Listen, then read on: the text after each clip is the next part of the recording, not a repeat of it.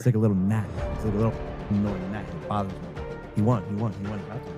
I'm not sure what he's fabricating because he doesn't verify backgrounds or, like I said, substantiate any of it. The more he says and the more he continues to spread this misinformation that this was any sort of con or scam, the more I have for the lawsuit that I am filing. He's the most formidable opponent of that. And I'll see you in court. I think there's someone hanging right there.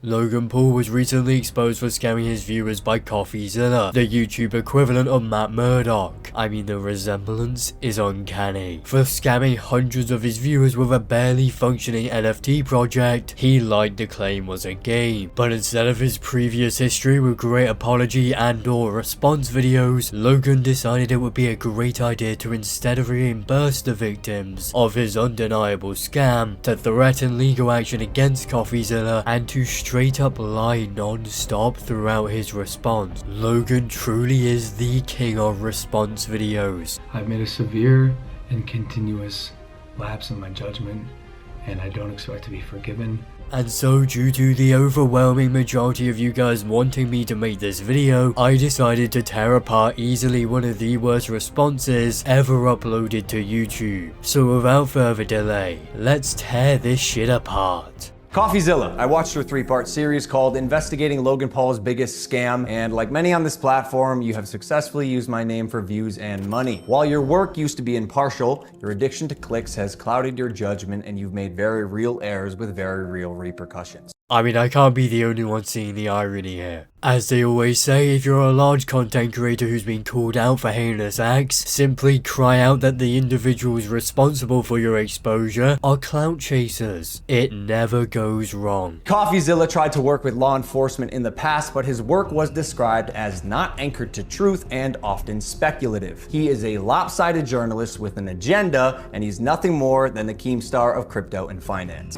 What? Bro, what are you talking about, man?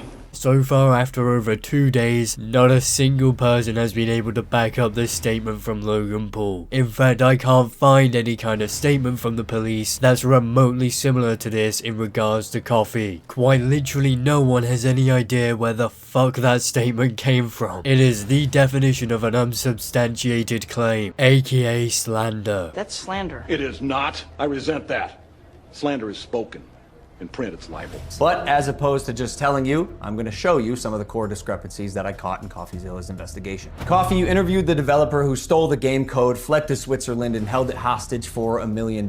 Because you allegedly didn't pay him. He literally never paid me anything at all, ever. I never paid. And, it got to a point when I was working on it where I just realized they were just going to try to steal all of my work and not pay me. I mean, gee, I wonder why you're leaving that out of the video. For someone who's trying to claim that Coffeezilla is misrepresenting everything, you sure do seem to be leaving a lot out here. Well, his name is Zach Kelling. Surely, as the internet detective that you proclaim to be, you would know that he spent time in prison for multiple felonies, one for aggravated robbery, armed robbery at a liquor store, and the other for, surprise, obstructing the legal process. I can see why you kept him anonymous. I guess among many things, it doesn't surprise me that he lied about having 30 engineers and a $50,000 a week burn rate. On my end, I have 30 engineers. I'm burning $50,000 a week. Which, side note, is how this delusionist landed on the $1 million code ransom, but it turns out he only had 3 engineers. Wouldn't someone with journalistic integrity know their credible source had not only an agenda, but a fondness for orange jumpsuits? I love to be the one to break it to you, Logan, but this doesn't benefit your case at all. Not even fucking slightly. None of the felonies are remotely relevant to this case, and secondly, you forming the suicide squad of crypto scams is not at all a good defense. At best, it shows you as just flat out incompetent, which is probably at this point the angle you're going for if you are actually going to take this to court. Willful ignorance is not going to hold up here. Not to mention him lying about his burn rate and number of employees does not make CryptoZoo any less of a scam. Quite the opposite. And yeah, no shit, he has an agenda. You allegedly haven't fucking paid him. And I know what you're thinking.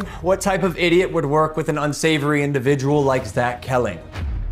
I guess that's what I get for trusting the team that I relied on to vet and manage Eddie's hiring process, who has turned out to be a professional conman that I have since learned fooled billionaires, the Mormon Church, the owner of the New York Yankees, and now me. You know, at this point I am questioning whether this is actually a response video or a confession tape, because you want to know where Logan found out this information? Via the apparently incredibly untrustworthy Coffeezilla videos. So much for being a quote-unquote gossip. You seemed pretty excited when the guy told you that he couldn't hatch the eggs. Wait, you can't even hatch? No, I'm telling you, it's just a picture. You're kidding! You can't hatch? You're kidding. You can't hatch? You can't hatch? Yeah, 1 second of research would prove that to be false, as you can definitely hatch eggs and even breed your animals. Click on that. Oh, we got a duck. And as you pointed out in your fine print, cross-hatching was available on ETH at one point, but you perpetuated the opposite as truth with your chest out. Basically, nothing worked. How the fuck do you make a response video so bad it basically writes itself as a confession tape? Because using your eyes for a maximum of 2 seconds, you will see a very prominent disclaimer saying that the egg hatching did not work for Ethereum, which is exactly what Coffeezilla claimed in his video. I kept talking to people and I discovered something. Because remember I told you you could buy eggs with those zoo coins? Well, apparently they also made it so you could buy them with Ethereum. And on the day of selling, about half of these purchases took place with Ethereum. Only it turns out for the people who spent ETH, not only did the yield part of it not work, did the NFTs not pay you, you also couldn't even hatch them. So the supposed slander you're talking about doesn't exist. Not to mention, you show the disclaimer that proves your entire point wrong. Especially when you look at the fact that he states it was so buggy it was shut down, which it absolutely was. And I don't know how you think it's a flex that your own product was so buggy you had to shut down a feature for Ethereum users. And by the way, guy, almost all NFTs are just pictures. But that isn't the issue. The issue was that you lied about how the pictures were made. It's quick to make a digital asset with, you know, unique randomly generated characteristics. We handmade art for the past 6 months, bro. Approval, very specific notes, 10 different artists making art for our project. Since contrary to your previous statements, the photos were nothing more than a merger of stock photos. They were not original pieces of art like you claimed. And you're also selling it as a game in marketing when it clearly is not one. It's a really fun game that makes you money. And surely a real internet detective would not break criminal and civil laws in trying to get information, right? So why have you allowed the illegal recording of Jeff's phone call without his permission? And then more like an internet criminal, post it online. And it was interesting. It was like, this is wild. Now, this is the only thing that Logan may have caught Coffeezilla out on, and yet I don't give a single fuck. I don't care that it was allegedly recorded illegally. That does not change any of the claims he's made, and only makes you look incredibly weak in this situation, as it's abundantly clear this is nothing more than a scare tactic, considering the fact this is the only thing you could actually sue him for. And even then, it's abundantly clear how much of a grey area this is, as Coffeezilla did not attempt to hide the fact he was recording it, and blatantly stated he was calling in order to get a comment on the investigation. Hello? Hey Jeff, hey, sorry to bother you. This is Steven with Coffeezilla. I'm calling because I've heard reports that CryptoZoo hasn't paid their development team, and I'm just reaching out for comment before I do this story.